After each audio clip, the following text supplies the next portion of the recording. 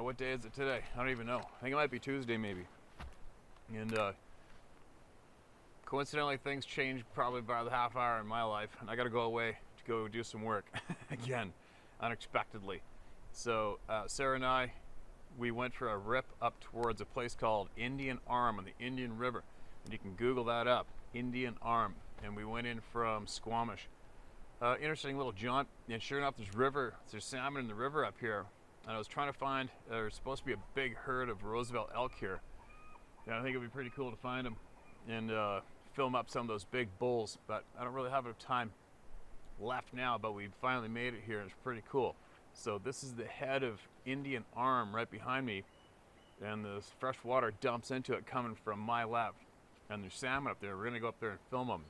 Possibly fly the drone up the river and see if we can get some cool angles in the salmon there doing that. And if I do, I'll put them in this video. So there's bear tracks all over the mud behind me, and the seagulls are out barfing down the seagulls are out behind me eating all the dead salmon up. And it's pretty cool. It's pretty cool. This is like the heart of BC, coastal BC, you know. But anyway, I'm sure everybody remembers a while back we had a guy from British Columbia, superintendent for a major serious construction outfit here. He ran into these beings more than a few times while hunting. He's also the same guy that watched them in his scope. And his rifle scope, as that thing looked back at him, he said, quote, "That thing stared me right down in the eyeball through my scope as it was going down to the basin." And he also said that his face looked tired. He said the thing looked tired and almost a lonely, not a very happy look to its face. You know, and I can imagine why, right? With those things. So he is another fellow hunter, avid, keen, very experienced hunter. Just like I said numerous times, the majority of people who email me and have these experiences are hunters, and they're seasoned hunters, they're new hunters, they're anglers, they're hikers, they're everybody. All right, and I think I might have made that clear in a couple of videos back, the seriousness of this topic. And I just have a growing impatience for dumb. I got a growing impatience for stupid. When you have multiple people telling you, looking you square in the eye and telling you what's going on out here, clearly and honestly, you frickin' listen. Especially you young bucks out there who are more apt to lash out because you feel scared. This topic makes you insecure. You better get your heads out of your asses and listen up, because this is dead serious what's going on out here. All right, it hasn't proved to be very harmful on average, but if you are not familiar with what's going on and you have one of these experiences, you're going to run the high probability of all this being ruined for you, and you're going to be too scared shitless to go back out here and do it. So you better listen up to the people who have more experience than you and who are wise and looking you straight in the eye and telling you what's up. All right, when you have a 20-year plus outdoor hunting guide such as myself looking you square in the eye and telling you what I saw, you better listen up. Now, anyway, I've said it I don't know how many times in the past, if you treat people with respect and you honestly ask them with a straight up delivery, straight up honest look in your eye, you look them in the eye and you ask them if they know anything about this topic, more times than not you're going to get honest replies and you're going to learn a lot. All right, and this is a follow-up email that I have from our friend Darren, who was the superintendent from the big construction outfit, and he just emailed me, and I just caught this the other day, and I felt this would be an important one to share. So listen to this. All right, it'll give you an idea what I'm talking about when it comes to sharing with people and talking to people honestly and being straight up. Oops. Okay, I'm not going to read the whole email because this is just basically to me from him. Thanks, Darren. But I think part of this email is going to be important to share with everybody, so I'm sharing it. Steve, hope this finds you well. I just thought I'd share a quick story with you that I heard last week. I just returned from 30 days in northwestern BC from a yearly moose, caribou, and stone sheep hunt. And you didn't tell me how that went. You got to tell me how it went and send me some pictures. There's a group of young fellows that started hunting the area last year and returned again this year. They're very nice, respectful young guys, and we ended up having a few beer at a campfire one night. It turns out the one guy was a hunting guide for 10 years, and one of the other fellows is a logger. We were sharing hunting stories, and my good friend of 35 years says, "Tell the boys what happened to you years ago." My experience hasn't been something I've shared in the past, but ever since talking with you, I could give a rat's ass who I tell. I could care less if they don't believe me. good on you, right? It's painless, and it's important to share. I reluctantly told my story what happened in Goldbridge. These two are familiar with that area, but I didn't disclose my exact spot because, as you know, it's a hot spot for big muleys. Yeah, I totally get that one. Anyway, Steve, after I finished my story, these two guys said, "Jesus Christ, they are real." I said, "Well, yes, they are." They then began to tell me about their encounter 10 years ago in the East Kootenays. They were elk hunting, and it had just gotten dark, so they stopped calling and began to get ready to hike back to the truck. Just as they put their packs on, they heard a sound that to this day still sends shivers up their spine. Remember, these guys are experienced guide and lifelong logger. They've heard lots of shit in the wild. These two things were making whooping sounds like a damned ape or monkey. They said they're a very deep sound, and they were less than 50 yards apart and around 50 yards away from them. They both made sure their weapons were loaded, and they got the hell out of there and back to the truck. They were so shaken by this that they never told anyone for a long time. Isn't that a weird frickin' reaction?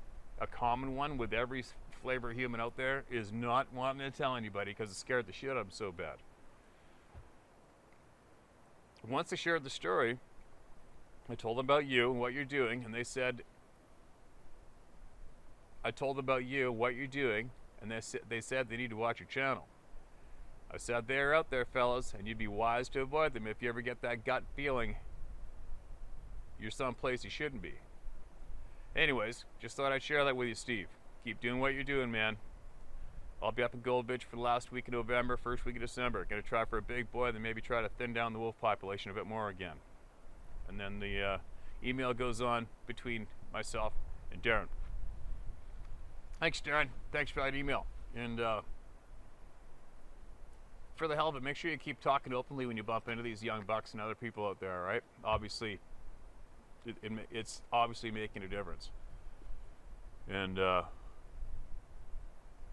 it's like I said before, I think a lot more people now, a lot more people know of the truth of what's going on there that don't. You know what, you guys, this channel's creeping up on 150,000 subscribers. It's getting over 2 million hits a month on average, so the word's getting out there. That is for sure. The word's getting out there. And I also have a funny feeling we're stomping out the bullshit fairly well. You know, start off a slow pace, but I think we are rapidly stomping out the bullshit that's available online to the public when it comes to this topic. And we're honestly directing people in the right direction and showing them what they should be listening to, what they should be looking at, and how they should be carrying themselves, and what to do to cope with the experiences they've had in the outdoors, and for number one, for them to understand that they're not alone. And that is one hell of a big motivation here. All right. So I'll see if I got time. I think I can get one more email out here if I can find a short enough one, because we got to get going. So we're going to fly the drone up the river and film some of these salmon, and as well some other sites that we saw on the way back. And I'll try to share them here on this video. If I haven't already shared a clip of them at the beginning, I'll definitely be some at the end. All right. So what do we got? Oh, here's one. This is important that I felt important. Mr. Steve, thank you so much for your channel. Your recent videos have been interesting, and I now feel compelled to tell one of my stories, because I'm not really expecting a response from you on this thread, considering how many emails you get. Then I won't filter myself from sharing my stories in a casual but detailed fashion, and it's late and I'm sleepy. This experience is not my first, but perhaps my most relevant to the discussion of the sixth sensibilities, and particularly to the notion that Sasquatch are attracted to children and seem to be eager to get close to or interact at times. I had one of these experiences while I was leading my students on the trail in Western Oregon about 4 years ago. A little bit about my background, as I believe these are relevant to the circumstance of my experience.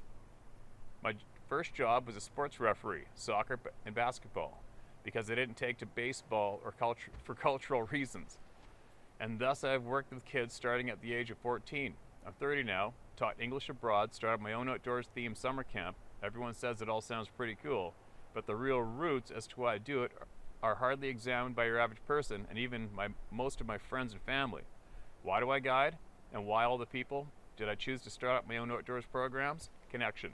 to build connections between humans and plants and our surroundings, time, the elements, and other humans, animals, and perhaps other beings. So back to the story. I was directing a program that day with about 7 to 10 kids, and I had one other adult with me. We were at a place that we have been visiting for years and have had many fun and or profound experiences there with nature, basically. It's a rare patch of old-growth forest with mostly Douglas firs reaching multiple hundreds of years of age and surrounded by miles of timber plantations in logging country, Western Oregon, USA. At some point in the day of carving, building mini fires and improving our group shelter, I began to feel that pressure encircling us during activities.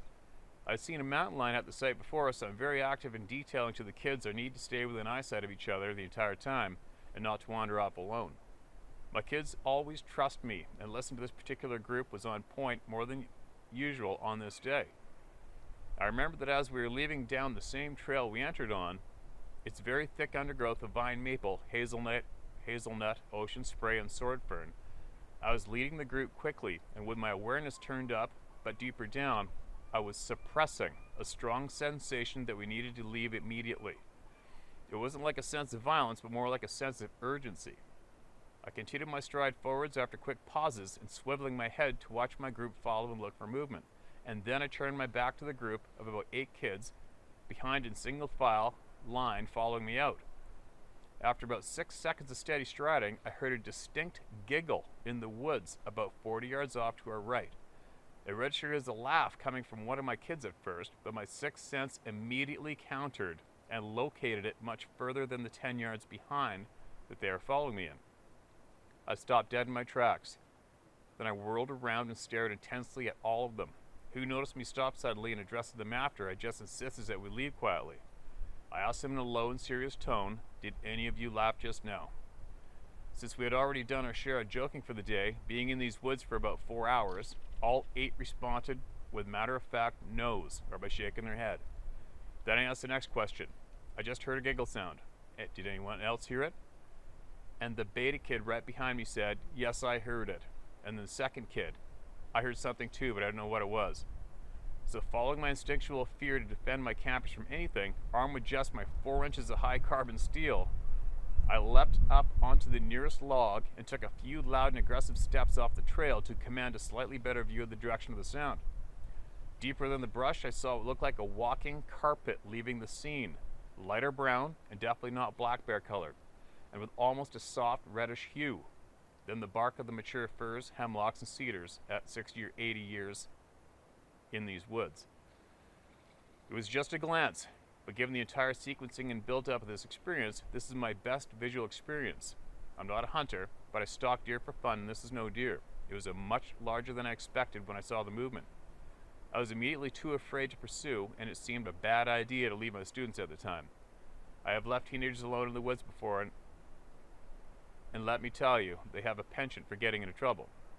I'm not as scared of these beings as I used to be, but I definitely respect them more now and have decided to stop searching for them. A great many things that has been said on your channel have lined up to my experiences with them and helped me to overcome some fears. So beyond all that, I tossed my first email into your community fire. My theory that Sasquatch was attempting to mimic this laughter was one of my students in the effort to directly communicate with me and my group. I have no other explanation for hearing the sound in these woods I have visited so many times. So on the topic of biomimicry, I later read that Sasquatch are capable of mimicking any sound in the forest. I think that this one got too excited and botched his attempt at kid laughter. Feel free to share, omit anything you want. I have no security clearance, just a dude who is passionate about the woods, Asian food, and women. So either way, it was beneficial for me to write this down. All the best to everyone on this channel in understanding these phenomena and the beings who inhabit our beautiful world. Kyle Purdy. Wow, there's an experience, eh, Kyle? You guys hear that motor in the back, and it's actually a powerboat down the way. I think there's boat access here all the way from Vancouver City around the corner. But and here's a word of caution I'll throw out to any of you outdoor guide school, youth school people who go to these camps and stuff with all these kids. I'm trying to block the wind from a microphone. I haven't a clue if it's screwing up the sound or not. So anyways, I got one word of caution. Here's something for you guys to think about. All you people that take kids in the woods or go to those summer camps or scout camps or what have you, as soon as I hear somebody leading the way with all the kids behind them, for me, that throws up a major alarm.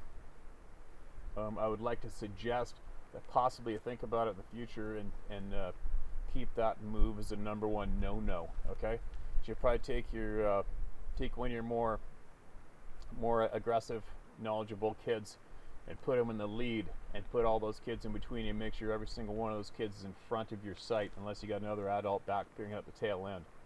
That's a very, very strong suggestion, no matter where you are, what you're doing. Where I come from in Vancouver Island, where I grew up, there's been many kids have been jumped on and grabbed by big cats, many kids. And as soon as that cat targets that child, especially once it gets their teeth on them, they don't stop. You know, there's one Cub Scout leader at a place called Camp Thunderbird years ago, just northwest Victoria, and same thing. Cat came down, grabbed one of those kids. There's one counselor there, started beating on the cat with a stick, and finally got the cat off the kid, and then they were all huddled up trying to get back to the camp, and this cat kept on following them, wanting that one kid. It's focused on their prey. As soon as they commit to that one prey animal, it's tunnel vision. And it's a very, very terrifying thing, and it'd be a really shitty thing to have to explain to parents that you lost their kid to a big cat, right? Or even something else. And another thing that I always tell all of my friends, anybody come across who live rural or take children into the woods like you do, I would make it basically absolutely illegal in a way, for kids to not have a dog with them, rurally, period. No matter how pissed off they get at you. Kids want to go out and play in the back 40, they have to take the dog. That's all there is to it. And they should be taught to listen to that dog at all costs, no matter what. And if you're going to continue to guide children in the woods, I strongly suggest you bring a dog. You don't have one, you let one of the kids bring their own dog. You should always, always, always have a dog or a couple dogs in the woods with family, children. You just should. They are 100% in tune to their sixth sense. They know, and they're going to tip us off, and there is nothing is going to be able to approach those children with a dog on hand. It's not going to happen. See what I'm getting at? So, for all you out there listening, if you are a caregiver to children and you live rural, or you're taking them for a hike or an outing, you should bring a dog at all costs. Bring a dog, bring two dogs, no matter what. Keep them on a leash tight with you so they can't go running off and chasing something. You keep them on a leash, you keep them with you and the kids, and they'll give you an absolute ample fair warning before shit goes down. So I'll tell you what, I couldn't even imagine what it must be like to have the shit go down with a child, and you weren't warned and it's too late. And that's a real shit eater, I would imagine, to have to live with that one, right? All the what ifs, if only I did this, if only I did that, why didn't I do it this way? And for the majority out there listening to me right now, you're in the position right now, you haven't had the screw up yet, right? So get a dog. Get a dog. Make it the rule number one. Bring the dog. But anyway, that's it. I'm only going to read those two. And we only got a couple hours of light left. We've got some traveling to get back. I really want to do some filming on the way home. And hopefully see something real cool. Either bears fishing or a huge bull Roosevelt elk ripping around or whatever. We're going to get going. And there is shit piles of emails coming in still. The PayPal thing's fixed up, so if you want to contribute to Sasquatch Confirm project, you can through that. And but let it be known that project is going through no matter what happens.